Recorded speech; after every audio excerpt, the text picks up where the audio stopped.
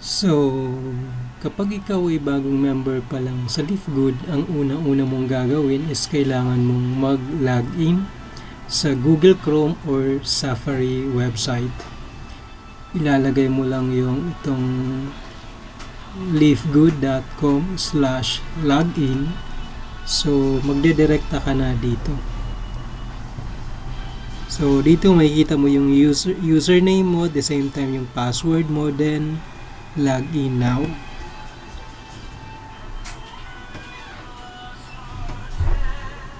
And once naka-login ka na, ito yung bubungad sa'yo.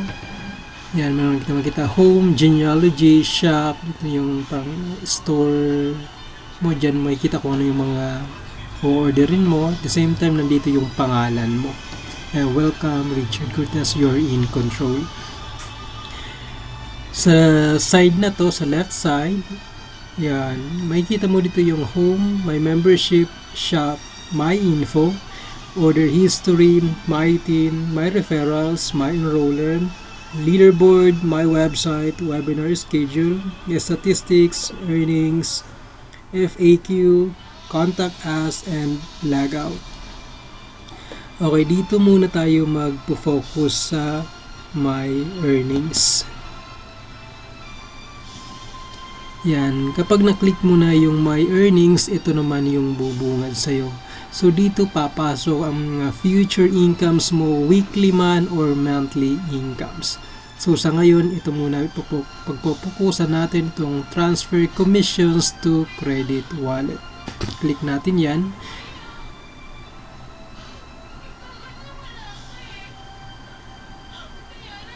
Yan, ito naman yung bubungad sa'yo once maklik mo na transfer commissions to credit wallet.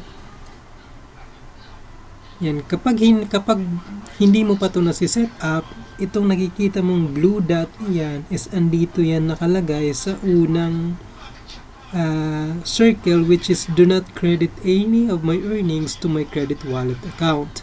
So, para mapunta sa credit wallet mo yung mga earnings mo in the future, so, kailangan mo siyang ilipat dito sa pangatlo, which is I would like to credit all my earnings to my credit wallet account.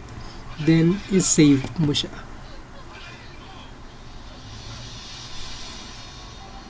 Then, nakalagay na dito, your selection has been updated. All of your commissions will continue being placed in your credit wallet until you change your selection.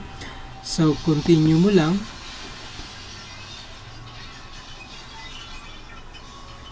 Yan, ano ba yung edge o lamang ng credit wallet nito? Ang credit wallet kasi is para siyang peer-to-peer transaction, para siyang, for example, GCash to GCash.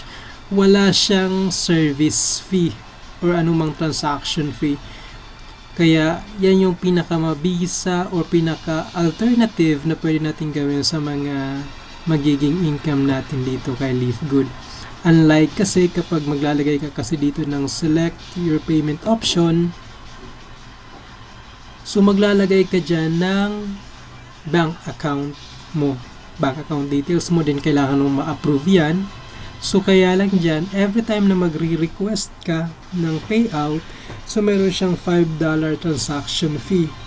So $5 is not quite big money, pero pera pa rin yun.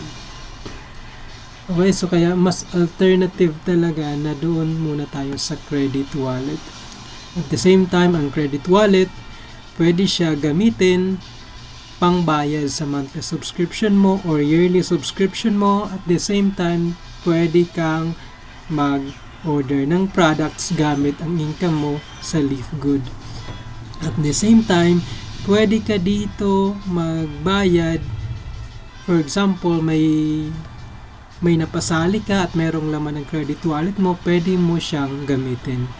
Sobrang bilis lang ng process. Wala pa yatang 3 minutes, automatic magiging member na yung napasali mo kapag gamit ang credit wallet income. Okay, yun lang po muna sa ngayon.